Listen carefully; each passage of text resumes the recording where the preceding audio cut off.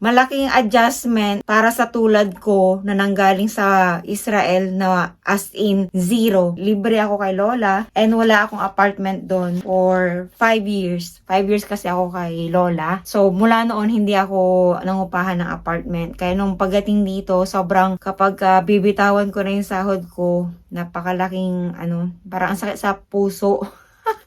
Alam mo yun, napakahirap tanggapin na nagtatrabaho ka para sa babayad lang sa bahay. Pero yun, acceptance. Aanhin ko yung wala akong binabayarang bahay nung nasa Israel pa ako. Pero ang lagi ko sa pamilya ko, lagi ko silang iniisip. And syempre iniisip ko yung anak ko na lumalaki siya na hindi niya ako kasama. So ngayon, masaya mga kabilabs. Walang kasing saya na kasama ko sila. Though, wala talagang natitira sa sahod ko. Nakakaiyak man. Pero yun yung reality. Praying na sana next year ay makabayad-bayad na ng utang para makapag-start na kami makapag-save. Kasi yung university po ni Kian ay hindi libre. Yung sinasabing college po kasi dito ay K-12 dyan sa Pilipinas na 2 to 3 years lang siya doon. And after nun, siya pa lang siya makapag-university. So, kakailanganin namin ng 650,000 sa peso kapag si Kian ay mag-university na.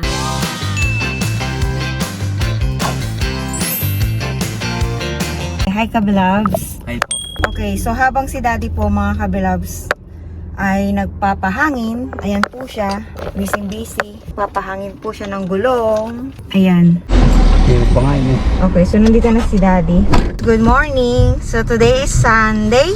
Papunta po tayo sa church. And naisipan namin na ngayon na i-share yung nire-request ng ilan sa inyo kung magkano daw ba ang aming anong topic natin ngayon, Kian? Cost of living po. Cost of living po dito sa UK. Ayan. So hindi niyo po masyadong makita si Kian kasi naka-seatbelt. Mahirap para sa kanya pumunta sa gitna. Ayan. Una sa lahat, magkano ang ating bayad sa bahay, Kian, monthly? 1,135. So, 1,135 ang binabayad natin sa bahay. And sunod dyan, ano yung sunod, Kian? Council tax, 240 pounds. Council tax, ibig sabihin, lahat ng bahay dito, lahat ng bagay, lahat binubuwisan. Bahay pa lang yun.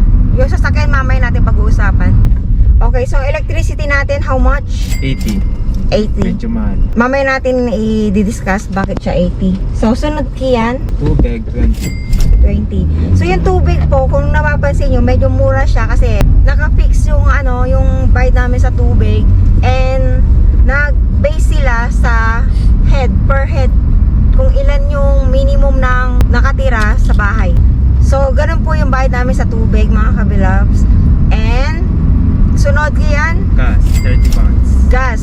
So bakit meron kaming gas, meron pa kaming electricity? So yung nakuha or yung mga bahay po kasi dito mga kabilabs, laging bukod yan. Yung iba, yung kanilang cooking, kung saan sila nagluluto, gas yung iba. Pero yung amin, electricity. So, magtataka kayo, bakit meron kayong gas, meron pa kayong electricity?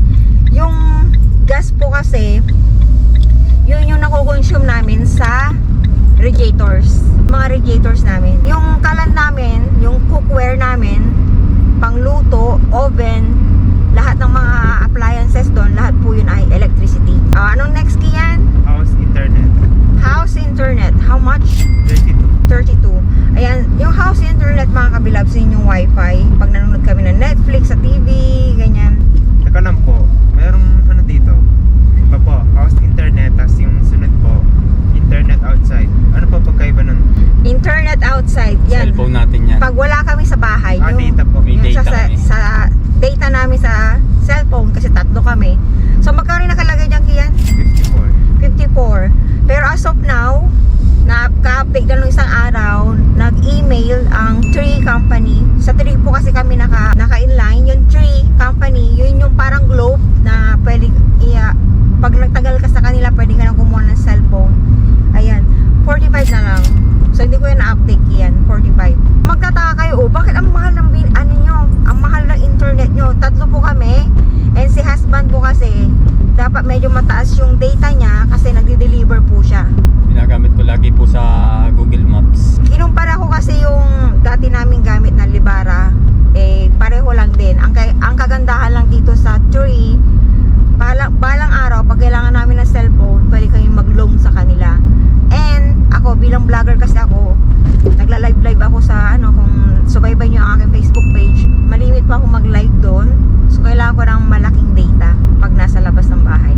TV license. Yung TV license, mga kabilabs, dito hindi ka makakapanood ng balita kung hindi naka-license yung TV mo. Do yung iba, meron silang technique ata, kaya lang nakakatakot mga kabilabs kasi naka-receive kami ng sulat na kapag hindi raw kami nagpa-member or nag-apply ng TV license, yung TV license kasi buong UK na yun eh. Hindi siya per company, hindi siya yung Globe, hindi siya yung Converge, hindi ganon. Iisang company lang yan, yung TV licensing dito sa UK. If I'm not wrong ha, correct me if I'm wrong sa mga nandito po sa UK. Alam ko marami sa inyo nanonood na taga dito. So, magkano kiyan? 13? 13. Okay. So, yun, nakaka-receive kami ng sulat na kung hindi paro kami mag-a-apply ng membership, ganyan, is pupuntahan nila sa bahay. So, sabi ko, hassle, yung pupuntahan ka na naman sa bahay, check nila yung ganito, ganyan. So, sabi ko, malimit din kasi kami manood ng balita. Gusto ko manood ng balita kasi syempre para malaman mo, alam ba, tulad ng may bagyo ba, ano ba yung latest dito. Yeah, ano pa? So, ito na po yung pinakalas na sasabihin ko. Ano yan? Pagkain. Yung foods, magkano? Napakamahal. 500. So, ano na yan mga kabilabs? Budget na yan. Sa pagkain, yung kasi pinaka-banding namin mag-anak. Kasi, syempre, busy kami pareho ni husband sa work. So, as much as possible, ayaw namin tipirin yung sarili namin sa pagkain. Though yung 500 na yon, sobra-sobra na yon, lahat na nakakain na namin lahat ng favorite namin, lahat ng gusto namin. Especially si Kian kasi medyo maselan sa pagkain. Yung gusto namin mag-asawa, ayaw niya. So ayaw din niya na paulit-ulit mga kabilabs. Ang gusto lang niya paulit-ulit, sisig. O yun, sisig. Medyo mahal lang sisig kasi baboy kasi yun. Yun lang kinakain niyang baboy. Hindi siya mahilig sa karni actually. Sa baboy, ang gusto lang niya sisig. Kahit sinigang, ayaw ng lamok. Yung car insurance namin ay 130 and yung road tax namin every month ay 16. So, wala po kaming gasolina. Wala akong nilagay na gasolina dito kasi ikaw mag ano ba? Para may ambag ka sa vlog na to. Kaya wala pong gasolina kasi sa Dominos po, Nasasampot. meron po akong free 1 pound kada isang deliver.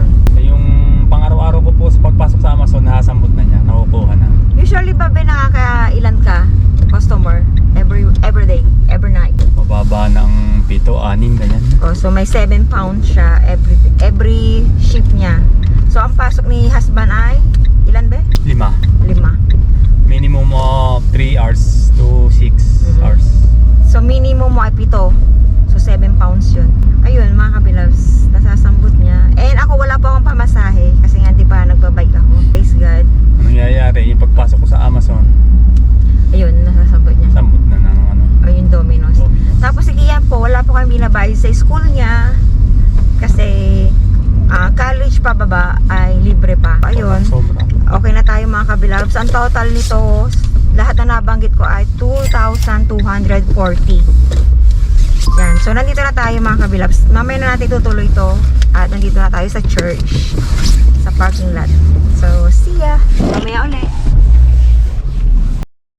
Magluto muna tayo bago natin ituloy yung ating vlog. So, gumawa po ako ng siomai nung nakaraang linggo. Ngayon, lulutuin natin kasi paubos na siya.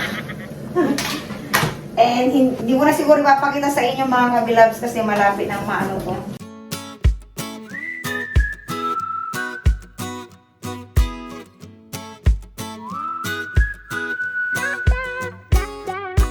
So, naputol po yung vlog natin kanina tungkol sa cost of living namin dito sa UK. Diba sabi ko sa inyo mga kabilabs, nung bago-bago pa lang kami dito, na ang Sunday, ano talaga yan para kay Lord and para sa family day namin. Kaya lang nagkaroon siya ng second job, si husband. Nag-trinay naman niya yung best niya. Nagpaalam siya sa manager niya pero hindi siya pinayagan. So, ayun, kami na lang yung nag-adjust. Kasi bilang bago, wala kaming choice. Siya yung pinakabago kasi sa Domino's eh. So, siya talaga yung mag-a-adjust. Pero, at least, nandun pa rin yung pag-church. Pero yung family day, yung banding sana namin supposedly, ay wala. Hindi kami makapag-video sana. Kasi nga may pasok siya ng Sunday. So, itutuloy natin yung ating cost of living. I-share ko lang sa inyo ang aming routine tuwing Sunday. Ayan. So, pinapainit ko yung ating pagkain. Yung sopas na niluto ni husband kanina. And yung siomay na ginawa ko. And meron tayo dito sisig. Iinit ko na lang. Naka-ready na siya. So, iinit-init na lang lahat.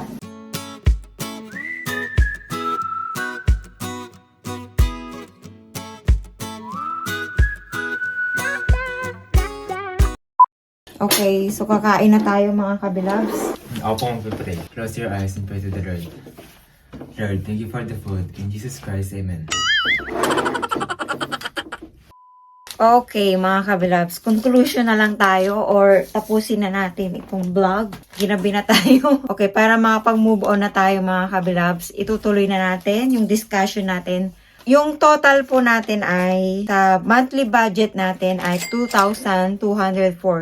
So, kung isa ka lang na may trabaho dito talaga sa UK, napakahirap kasi hindi talaga kakayanin mga kabilabs. As of now, yung bayad namin sa bahay, 75% ng aking sinasahod napupunta lang sa bahay. Wala pa yung mga bills doon. Malaking adjustment para sa tulad ko na nanggaling sa Israel na as in zero. Zero talaga yung ano ko doon eh. Libre ako kay Lola and wala akong apartment doon for 5 years. 5 years kasi ako kay Lola. So, mula noon hindi ako nangupahan ng apartment. Kaya nung pagdating dito, sobrang kapag bibitawan ko na yung sahod ko, napakalaking parang ang sakit sa puso. Alam mo yun, napakahirap tanggapin na nagtatrabaho ka para sa babae lang sa bahay. Pero yun, acceptance. Kasi kung di mo tatanggapin or hindi ka mag-a-adjust sa bago nyong buhay ngayon, walang mangyayari. Iniisip ko na lang na ganito yung buhay ko ngayon kasi kasama ko na sila. Ginusto ko to. Aanhin ko yung wala akong binabayarang bahay nung nasa Israel pa ako. Pero ang lagi ko sa pamilya ko, lagi ko silang iniisip. And syempre, iniisip ko yung anak ko na lumalaki siya na hindi niya ako kasama. So ngayon, masaya, mga kabilabs, walang kasing saya na kasama ko sila. Though, wala talagang natitira sa sahod ko. Nakakaiyak man. Pero yun yung reality. So, as of now, thanks God dahil may trabaho na si husband. Kahit na dalawa na yung trabaho niya mga kabilabs, halos pareho lang kami na sinasahod dahil siya ay parehong part-time. Yung isa, 6 hours. Yung isa, 4 hours lang naman. Ako, pag pumapasok ako, 12 hours. Okay, para hindi kayo maguluhan, 42 hours yung aking kontrata every week. Yung kay husband, pumapatak lang siya ng parang 45 hours. So, hindi kami nagkakalayo mga kabilabs. So, yun po yung cost of living namin dito. And aside from that, siguro iniisip nyo, ano pala, medyo malaki-laki na yung natitira sa inyo. Pero honestly, bago pumunta yung mag-ama ko dito mga kabilabs, medyo malaki din yung nagastos namin. And syempre, unahin natin yung sa akin, bago naman ako pumunta dito ay hindi naman libre. Gumastos din ako ng siguro 500,000 din sa peso. Kasi under po ako na agency, hindi po ako direct. Kaya yung nakuha ko din sa Israel is doon din napunta. And syempre, yung kami ay nag-start from scratch. As in, kahit plato, kutsara, kobre kama, unan, lahat yan. Ultimo lahat na nakikita nyo, binili namin lahat. Parang bagong kasal na sinasabi na as in, pati kaldero ay bibilihin mo. So, ayun mga kabilabs, praying na sana next year ay makabayad-bayad na ng utang para makapag-start na kami makapag-save kasi yung university po ni Kian ay hindi libre. Yung sinasabing college po kasi dito ay K-12 dyan sa Pilipinas na 2 to 3 years lang siya doon and after nun siya pa lang siya makapag-university. Yung university po dito ay hindi libre. Pumapatak po siya ng, hindi ko na ilista pero parang 9,300 pounds. So, kakailanganin namin ng 650,000 sa peso kapag si Kian ay mag-university na. And syempre, hihiwalay na siya sa amin. Baka kasi mapili niya sa malayo. Baka sa London niya mapili or anywhere sa part ng England or UK. So, kailangan din namin paghandaan yung university niya. Okay, yun na muna yung i-share namin sa ngayon mga kabilabs. Though wala ka man pong planong lumipat dito, at least magkaroon po kayo ng idea na ganyan pala sa UK.